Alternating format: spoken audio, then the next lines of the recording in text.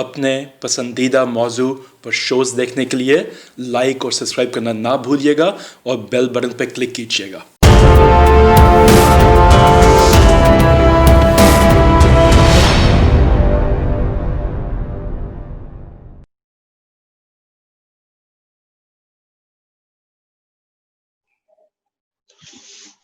अस्सलाम वालेकुम नाजरीन, हकाइक टीवी में हकाइक विद एहसान बेटालवी में आपके होस्ट मुस्तफा एहसान। नाजरीन, आज हमारे साथ शरीक गुफ्तगू हैं मोहम्मद अशफाक हनीफ साहब, जो सऊदी इलेक्ट्रिक कंपनी में प्रोजेक्ट मैनेजर हैं। हमारे प्रोग्राम में पहले भी आ चुके हैं।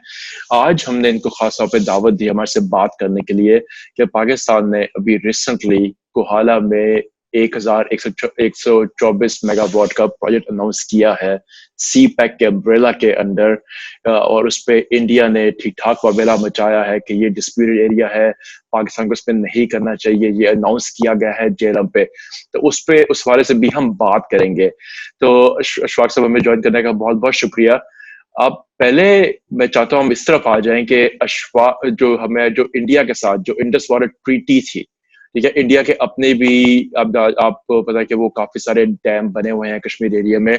हम चाहते हैं कि नाज़रीन को उस वाले से बताएं कि इंडस वाटर ट्रीटी की बैकग्राउंड और उसके साथ साथ वो उनके अपने कितने बने हुए हैं और वो क्यों इतना एतराज करते हैं पाकिस्तान जब वहां पे अपने को प्रोटेक्ट करता है। तो जी, thank you very much Mustafa Ehsan साहब। अस्सलाम वालेकुम नाज़रीन। अच्छा, ठीक है, हम थोड़ी सी बैकग्राउंड पे बात कर लेते हैं।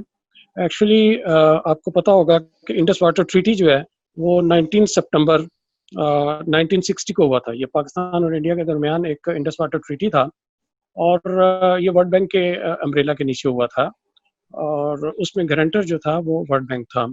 और उसके मुताबिक ये था कि जो 3 दरिया हैं जिनमें इंडस रिवर है, कंप्लीट इंडस रिवर बेसिन है, फिर झेलम रिवर है और चिनाब रिवर है। ये इन तीनों दरियाओं का कंट्रोल जो है वो पाकिस्तान को दिया गया था कि इसका जितना भी रन ऑफ है, जितना भी वाटर फ्लो है, उसका 86% पाकिस्तान यूटिलाइज कर सकता है और सिर्फ 16% जो है वो इंडिया यूटिलाइज कर सकता है। और इसी ट्रीटी के मुताबिक बाकी जो 3 दरिया थे जो पाकिस्तान में से गुजरते हैं, जैसे रावी है, ब्यास है और सतलज है, उनका कंट्रोल जो है वो इंडिया को 100% दिया गया था कि इंडिया उस पे जो है वो उसका जितना भी रन ऑफ है उसको वो यूटिलाइज कर सकता है, रावी, ब्यास और सतलज का। लेकिन जो बाकी 3 दरिया थे, जैसे मैंने बताया कि इंडस वाटर बेसिन है, चिनाब रिवर है और झेलम रिवर है, और इनकी तमाम ट्राइब्यूटरीज जो है उस पे पाकिस्तान का 86% वाटर फ्लो जो है वो उसका राइट है और 16% का सिर्फ इंडिया का राइट है। अब आ जाए इन पे बनने वाले हाइड्रो पावर प्रोजेक्ट्स के। एक्चुअली मैंने पहले भी एक प्रोग्राम में ये बताया था कि हमारा जो ये इंडस वाटर सिस्टम है, पूरा इंडस वाटर बेसिन जो है, जिसमें इंडस रिवर की जितनी भी ट्राइब्यूटरीज हैं वो भी आ जाती हैं, जैसे स्वात रिवर है, काबल रिवर है, खुरम रिवर है, झेलम रिवर है, और ये जितनी भी ट्राइब्यूटरीज हैं इन पे पाकिस्तान की कैपेसिटी जो है वो टोटल तकरीबन 65,000 मेगावाट की है। यानी हाइड्रो पावर पोटेंशियल है पाकिस्तान का कि 65,000 मेगावाट तक यहाँ से जनरेट कर सकता है, जबकि अभी तक पाकिस्तान सिर्फ 9,000 मेगावाट तक जनरेट कर सका है। जो 2-3 बड़े बड़े डैम बने थे, आपको पता ही होगा, इस इंडस वाटर ट्रीटी के बाद ये तरबेला डैम बना था, मंगला डैम बना था, और ये तरबेला जो है 4,500 मेगावाट तकरीबन दे रहा है, मंगला जो है वो 1100 मेगावाट तकरीबन दे रहा है। फिर उसके बाद गाजी बरोथा बना था और वार्सिक डैम है एक हमारा पुराना, और इसके अलावा कुछ मीडियम और स्मॉल डैम्स हैं। तो टोटल कैपेसिटी हमारी अभी तक जो हम इससे ले रहे हैं वो 9,000 मेगावाट के करीब है। अच्छा, अब कश्मीर में आ जाएं। कश्मीर जो है वो ठीक है, डिस्प्यूटेड टेरिटरी है, वो उसका कुछ हिस्सा पाकिस्तान के पास है, कुछ पोर्शन जो है वो इंडिया के पास है। अब इंडिया जो है वो हर वक्त जब भी हमारा कोई गवर्नमेंट सोचती है कि आज़ाद कश्मीर में कोई डैम शुरू करने के सिलसिले में, तो इंडिया जो है उस पर कोई ना कोई इशू रेज कर देता है कि because of this disputed territory. लेकिन अगर इंडिया के पोर्शन में देखा जाए कि इंडिया का अपना जो जम्मू एंड कश्मीर का एरिया है वो भी जाहिर है डिस्प्यूटेड टेरिटरी है, तो उस पे जो है वो इंडिया ने कितने डैम्स जो है वो अब तक बना चुका है। इसका ये मैं बता दूं कि उसकी भी टोटल पोटेंशियल जो है, हाइड्रो पावर पोटेंशियल जो इंडियन हेल्ड कश्मीर है, जम्मू एंड कश्मीर है, उसका तकरीबन 20,000 megawatt total hydro power potential है। अच्छा। उसमें उसमें से अभी तक वो तकरीबन 6 से 7,000 मेगावाट इलेक्ट्रिसिटी जो है वो प्रोड्यूस कर रहा है। उसके अपने प्रोजेक्ट्स जो है वो कंप्लीट हो चुके हैं और वो उनसे जनरेट कर रहा है इलेक्ट्रिसिटी। बाकी कुछ जो है वो अंडर कंस्ट्रक्शन है और कुछ जो है वो फ्यूचर इन पाइपलाइन है कि वो अब अगले कुछ सालों में जो है वो उनकी कंस्ट्रक्शन कंप्लीट हो जाएगी। अब मैं उन प्रोजेक्ट्स के बारे में थोड़ा सा बताता चलूं। ये जैसे मैंने बताया कि 20,000 मेगावाट उनकी कैपेसिटी है, जो पावर पोटेंशियल है, उसमें से तकरीबन 11,300 मेगावाट जो है वो चिनाब रिवर के ऊपर है, जो कि पीछे से जम्मू एंड कश्मीर से आ रहा है और फिर हमारे पंजाब से होता हुआ दरिया सिंध को जाके मिलता है। इसके अलावा 3,100 मेगावाट जो है वो झेलम रिवर के ऊपर है, उनकी कैपेसिटी, यानी इंडियन हेल्ड कश्मीर की मैं बात कर रहा हूँ। और 500 मेगावाट रावी के ऊपर है, उनकी जो हाइड्रो पावर पोटेंशियल कैपेसिटी है। और तकरीबन 1700 मेगावाट उनकी इंडस सिस्टम के, इंडस वाटर बेसिन जो है उसके ऊपर उनकी कैपेसिटी है। जो ब्रांचेस यानी इंडस रिवर की जो ब्रांचेस है इंडियन हेल्ड कश्मीर के से आ रही हैं, उनके ऊपर भी इंडिया के पास कैपेसिटी है कि वो 1700 मेगावाट तकरीबन उससे जनरेट कर सकता है। अच्छा, उनके जो बड़े बड़े प्रोजेक्ट्स हैं जो वो बना चुके हैं उनके उनमें से एक बगलियार डैम है। ये 900 मेगावाट कैपेसिटी का है। ये चिनाब रिवर के ऊपर है जम्मू एंड कश्मीर में। और ये जो है इसका ऑपरेशन स्टार्ट हुआ था, ये कंप्लीट हुआ था एक्चुअली 2008 में, और अब वो उससे ये 900 मेगावाट जो है वो जनरेट कर रहा है।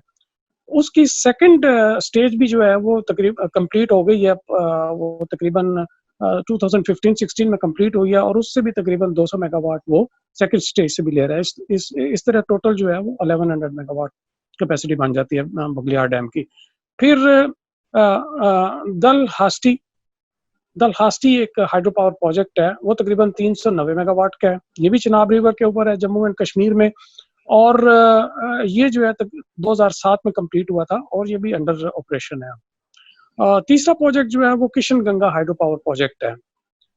Kishan Ganga hydro power project भी जो है वो 2018 में कंप्लीट हो गया था। इसकी 2008 में स्टार्ट हुई थी, कंस्ट्रक्शन 2018 में कंप्लीट हो गया था। ये नीलम रिवर के ऊपर है, जिसको इंडिया में जो है वो किशन गंगा रिवर कहते हैं। अच्छा। पाकिस्तान में जब ये एंटर होता है तो वो नीलम रिवर कहलाता है। और ये 330 मेगावाट जो है वो यहाँ से ले रहे हैं। फिर उसके बाद पाकाल डैम प्रोजेक्ट है उनका। ये 1000 मेगावाट कैपेसिटी का है और ये भी 2018 में इसकी कंस्ट्रक्शन स्टार्ट हुई है। ये जो है उनके मरुसदार रिवर पे है, जो कि ट्राइब्यूटरी है चिनाब रिवर की। ये 2018 में स्टार्ट हुआ था कंस्ट्रक्शन और 2023 में तकरीबन कंप्लीट हो जाएगा और यहाँ से वो 1000 मेगावाट बिजली जो है वो ले सकेंगे। फिर एक और डैम है सलाल डैम। ये 690 मेगावाट कैपेसिटी का है और ये चिनाब रिवर के ऊपर है। ये भी जो है ये बहुत पुराना डैम है एक्चुअली। ये 1987 में कंप्लीट हो गया था और तब से अब तक ये उससे जनरेट कर रहे हैं 690 मेगावाट कैपेसिटी। फिर एक रातल डैम है, रातल हाइड्रो पावर प्रोजेक्ट है। ये भी चिनाब रिवर के ऊपर है और ये भी स्टार्ट हुआ है 2019 में, अभी लास्ट ईयर स्टार्ट हुआ है और 2022-23 में ये कंप्लीट हो जाएगा और इस पे 850 मेगावाट की वो जनरेशन ले सकेंगे। इसके अलावा 2 प्रोजेक्ट और हैं, ये सेवा 1 और सेवा 2 हाइड्रो पावर प्रोजेक्ट्स हैं। ठीक है। ये दोनों प्रोजेक्ट्स जो हैं उनके सवा रिवर के ऊपर है, जो रावी की ट्राइब्यूटरी है। और ये जम्मू एंड कश्मीर और पंजाब का जो बॉर्डर है उसके ऊपर है। ये जम्मू एंड कश्मीर में इसका कुछ पोर्शन है, Indian held Jammu and Kashmir जो है, और कुछ पोर्शन उनके पंजाब, इंडियन पंजाब के पोर्शन में है। तो इससे भी जो है वो पहली स्टेज में उन्होंने 120 मेगावाट लिए थे और सेकंड स्टेज में वो 200 मेगावाट जो है वो बिजली हासिल कर रहे हैं। इसके अलावा एक और प्रोजेक्ट है, उरी डैम प्रोजेक्ट है। उसके भी 2 पोर्शन है, उरी 1 एंड उरी 2। और उरी 1 से जो है वो 480 मेगावाट जो है वो कैपेसिटी ले रहे हैं और ये इंडस रिवर की ट्राइब्यूटरीज जो जम्मू एंड कश्मीर में है उसके ऊपर है। और ये हम आते हैं पाकिस्तान के कंपेरेबल। आप क्या उसको कंपेयर कर सकते हैं कि जिस तरह हमने कहा इनके 20,000 की कैपेसिटी है, जिसमें से 6 से 7 वो इस वक्त प्रोड्यूस कर रहे हैं, अगर हम उसी को जी जो आजाद जम्मू कश्मीर का रीजन है पाकिस्तान का देखा जाए तो उसको कंपेयर कर सकते हैं, हमारी कैपेसिटी कितनी है और कितना कर रहे हैं? बिल्कुल बिल्कुल, मैं आता हूँ उसकी तरफ। मैं जरा ये थोड़ा सा कंप्लीट कर लूँ, थोड़ा सा रह गया जी। है। इंडिया के पास ये जितने भी प्रोजेक्ट्स हैं, ये काफी सारे प्रोजेक्ट्स जो हैं वो आपने देखा कि अंडर कंस्ट्रक्शन है, जिनके नाम भी मैंने आपको बता दिए। अभी कुछ और भी हैं, स्मॉल डैम्स हैं, और कुछ मतलब under 50 megawatt hydro power projects हैं, वो भी बहुत सारे हैं। बीसीओ के करीब प्रोजेक्ट्स हैं जो अंडर कंस्ट्रक्शन है या कंप्लीट हो चुके हैं। तो टोटल वो जो इस वक्त जनरेट कर रहा है कैपेसिटी तकरीबन 9000 के करीब जनरेट कर रहा है। Yani it's almost, you can say, 50% of the capacity they are generating from that potential, that hydropower potential of 20,000 megawatt. अब पाकिस्तान की तरफ आए, पाकिस्तान भी एक्चुअली तकरीबन इतना ही पोटेंशियल है आज़ाद कश्मीर में। आज़ाद कश्मीर की में बहुत सारी साइट्स ऑलरेडी आइडेंटिफाई हो चुकी हैं। उनमें से कुछ के ऊपर काम हुआ है, कुछ के ऊपर जो है वो काम हो रहा है, और कुछ फ्यूचर में काम होगा। अब इसकी भी तकरीबन 19,000 से लेकर 20,000 तक कैपेसिटी है हमारी भी, जो पोटेंशियल हाइड्रो पावर पोटेंशियल है जो हम प्रोड्यूस कर सकते हैं। उसमें से अभी तक हमने सिर्फ एक प्रोजेक्ट जो है वो कंप्लीट किया है, नीलम झेलम के नाम से, जो लास्ट ईयर इनॉग्रेट हुआ था। लास्ट ईयर में 2018 में इनॉग्रेट हुआ था, और वो वहाँ से हम 969 मेगावाट, यानी अराउंड 1000 मेगावाट के करीब हम कैपेसिटी वो वहाँ से जनरेट कर That's रहे हैं। it. सिर्फ इसकी that's it. जी, अच्छा, okay, सिर्फ इतना, that's that's it. it. I mean, हाँ, this is one of the major project. बाकी कुछ छोटे छोटे प्रोजेक्ट्स हैं, जैसे मैंने कहा कि जो प्रोजेक्ट्स जैसे अंडर 50 मेगावाट कैपेसिटी के कुछ प्रोजेक्ट्स हैं चंद, वो भी हमने स्टार्ट किए हैं, वहाँ से जनरेशन स्टार्ट हुई है।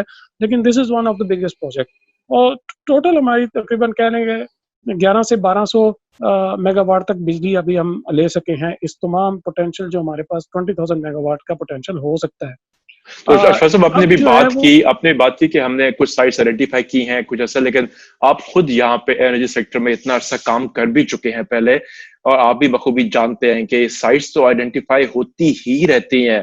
क्या आप अपने एक्सपीरियंस से, जो आपने अभी तक देखा है, जो पाकिस्तान की जिस तरह फंक्शन करता है यहाँ का एनर्जी सेक्टर, उसकी रियलिटी क्या है आइडेंटिफाई करने से उसको एटलीस्ट उसकी कंस्ट्रक्शन के शुरू होने तक, उसमें एक तो टाइम फ्रेम बहुत लगता है।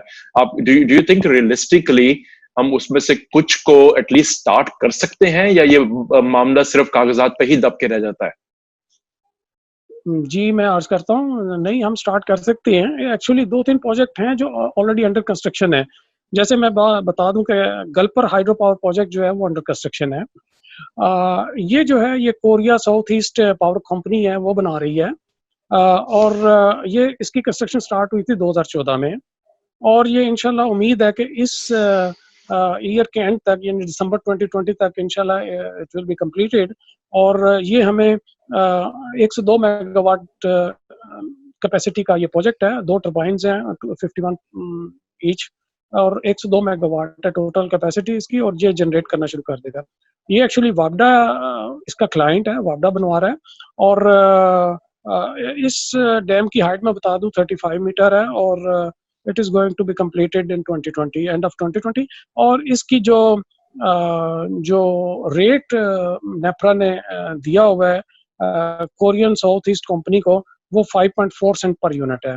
यानी it is about you can say 9 riyal, around 9 rupees per unit इसकी कॉस्ट बनती है, अच्छा। जो कि हमें पड़ेगी। अच्छा, उसके बाद एक और project Karot hydro power project है, ये भी अंडर कंस्ट्रक्शन है, और it's part of CPEC project. और ये जो है ये यहाँ पे 4 टरबाइंस जो है वो नस्ब की जाएंगी 180 मेगावाट की, और टोटल इसकी 720 मेगावाट कैपेसिटी है।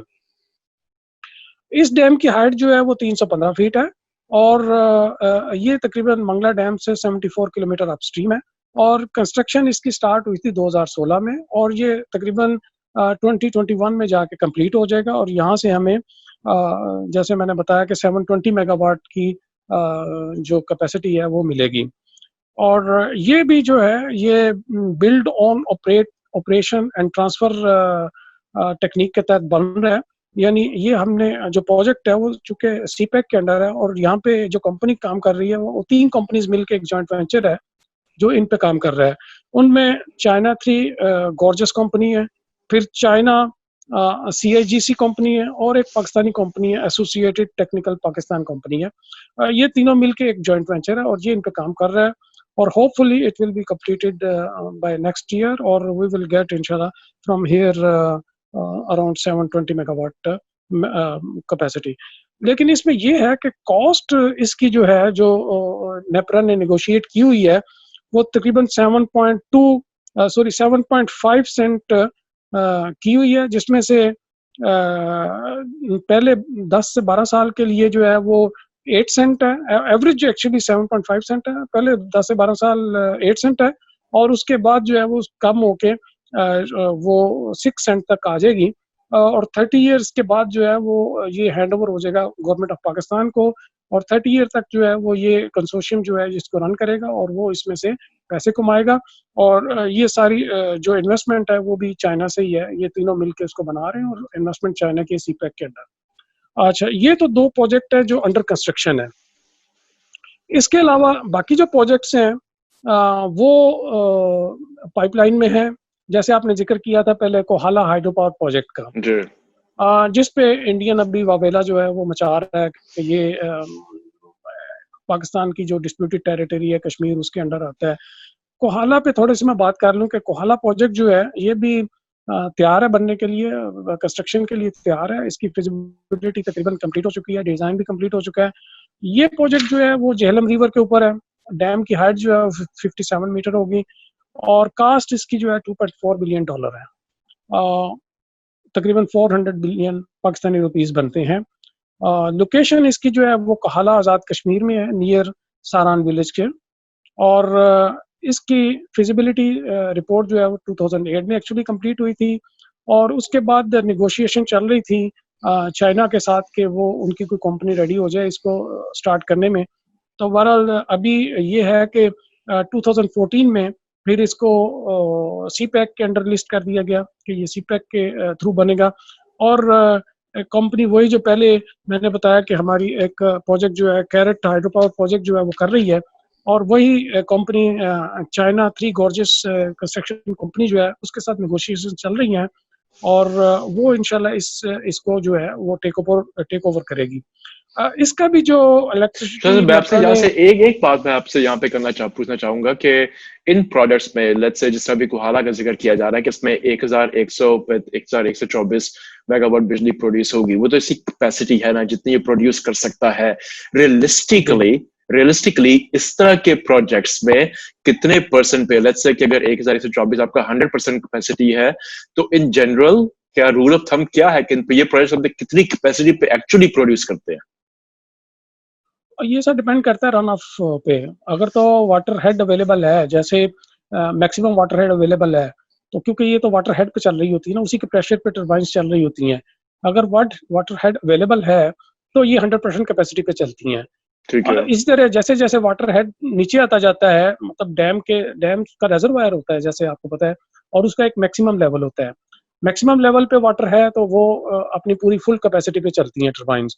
जो जो वो वाटर लेवल नीचे आता है तो उनकी जो एफिशिएंसी है वो थोड़ी कम हो जाती है, लेकिन बहरहाल 90% प्लस पे जो है वो टर्बाइंस चलती रहती हैं अपने मिनिमम लेवल पे आते आते भी, जो मिनिमम वाटर लेवल है उस पे भी। तो अच्छा, इसमें मैं जी प्लीज जी जी अच्छा, मैं इस पे ये बता रहा था कि जैसे आपने भी जिक्र किया कि इसकी 1124 मेगावाट है, और इसका टैरिफ जो वही नेपरा ने वो एक रूल ऑफ थंब बन गया हुआ है कि 30 ईयर तक जो है वो ये कंपनी उसकी रनिंग एंड ऑपरेशन करेगी, और वो 7.25 किलोवाट पर यूनिट जो है वो रेट जो है वो वर्ल्ड हाउस से परचेज करेगा 7.25 पर यूनिट के हिसाब से, जो बनता है 8.9 for first 12 years, then 5.1 for the next 18 years, और फिर 30 इयर्स के बाद जो है वो ये प्रोजेक्ट गवर्नमेंट ऑफ पाकिस्तान को हैंड ओवर हो जाएगा। तो यहाँ पे सवाल ये उठता है शाह साहब कि जिससे आपने कहा कि रूल ऑफ थंब बन गया है 30 साल का प्रोजेक्ट और 7.5 सर्च के हिसाब से, क्या पाकिस्तान इससे बेहतर रेट नेगोशिएट नहीं कर सकता? क्या इससे बेहतर डील्स नेगोशिएट नहीं की जा सकती, या इसके पीछे क्या वजूहत है? बिल्कुल हो तो सकती हैं, इसमें गवर्नमेंट को ज़ाहिर है एफर्ट्स करनी पड़ती हैं। दूसरा ये कि हमारे पास आपको पता है कि आजकल फाइनेंशियल प्रॉब्लम तो है डेफिनेटली पाकिस्तान के पास, पाकिस्तान को फाइनेंशियल सपोर्ट जो है वो ज़्यादा नहीं मिल रही, सिवाय चाइना के कहीं और दुनिया से फाइनेंशियल सपोर्ट नहीं मिल रही है। तो उस वजह से चाइना इस चीज़ को जो है वो थोड़ा उसको अमन फेवर भी लेता है इस चीज़ की कि चूँकि और कहीं पाकिस्तान से इन्वेस्टमेंट नहीं आ रही है, तो चूँकि चाइना इन्वेस्ट कर रहा है, तो वो ज़ाहिर है अपनी टर्म्स एंड कंडीशन पे इन्वेस्ट करता है। ठीक है। अब देखें, प्रोजेक्ट कोई भी हो, चाहे वो हाइड्रो पावर प्रोजेक्ट, यूजुअली वो 5 से 6 साल में अपनी कॉस्ट जो है प्रोजेक्ट की कंप्लीट कर लेता है। उसके बाद जो है वो सारा जितना भी होता है वो प्रॉफिट होता है।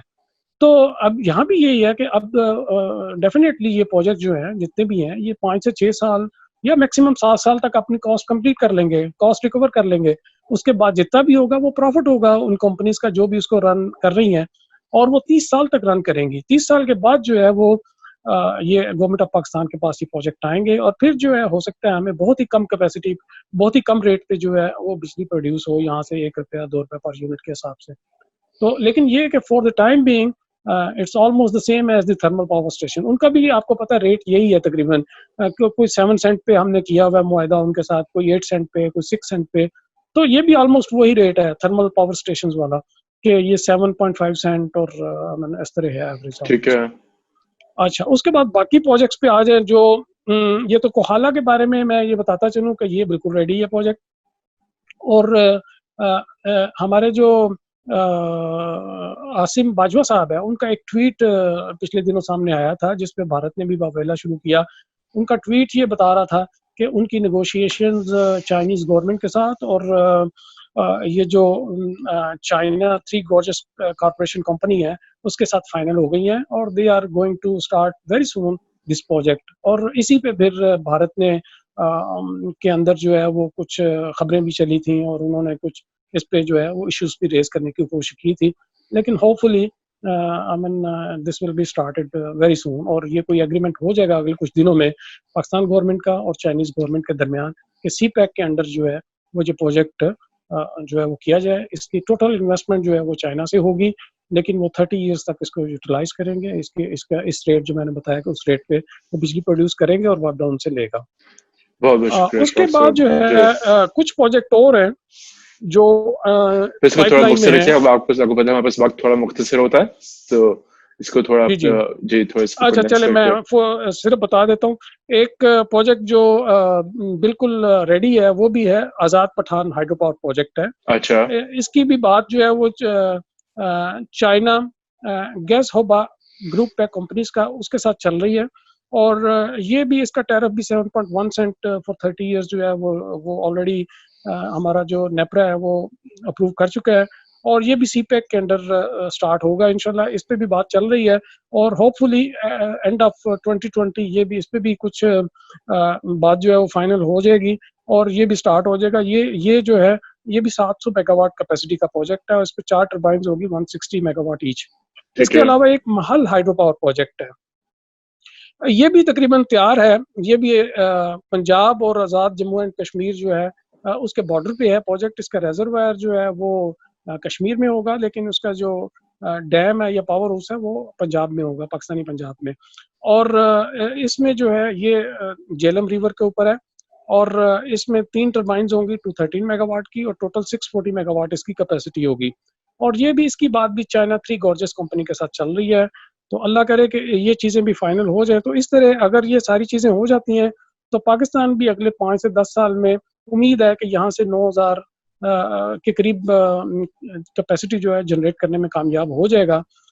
लेकिन हमारे जो गवर्नमेंट्स के तबके हैं या जो भी हमारे वापडा है जैसे अदारे हैं जो भी इनको हैंडल कर रहे होते हैं, उनको थोड़ा सा पावर अपनी शो करनी पड़ेगी कि इंडिया के जो भी इश्यूज आते हैं या उनको बगैर किसी खातर में लाए। क्योंकि इंडिया खुद भी सारे प्रोजेक्ट्स वहाँ पे खुद बना रहा है, वो भी तो आई मीन डिस्प्यूटेड टेरिटरी है। तो पाकिस्तान के जो आज़ाद कश्मीर का एरिया, इसमें जितने भी पावर प्रोजेक्ट्स हैं उनको बिल्कुल फाइनल करना चाहिए। और ये इंशाल्लाह अगर अभी नहीं तो अगले 10 साल के बाद, 12 साल के बाद हमें यहाँ से बहुत सस्ती बिजली मिलने के इम्कान हैं। बहुत बहुत शुक्रिया इशफाक साहब। नाज़रीन, जैसे आपने सुना कि पाकिस्तान का पोटेंशियल कितना ज़्यादा है, पाइपलाइन में काफ़ी प्रोजेक्ट्स भी हैं, और उम्मीद है कि ये अपने तकमील तक पहुंचने तक पाकिस्तान को, जैसा इशफाक साहब ने बताया, अभी 8,000 से 9,000 मेगावाट बिजली प्रोवाइड करेंगे इंशाल्लाह। नाज़रीन, यहाँ पे मैं ये भी बताता चलूँ कि हमारे मुल्क की एक बदकिस्मती ये भी रही है कि हुकूमतें तब्दील होने के साथ साथ इनका अपनी नई नई हुक्मरानों का अपना एजेंडा आ जाता है कि जो पिछले प्रोजेक्ट किसी गवर्नमेंट ने शुरू किए होते हैं उसमें रुकावटें कैसे डालनी है, उसको बदनाम कैसे करना है, उसको अपनी टर्म्स पे कैसे लाना है, और उससे बहुत ज्यादा प्रोजेक्ट डिले भी होते हैं।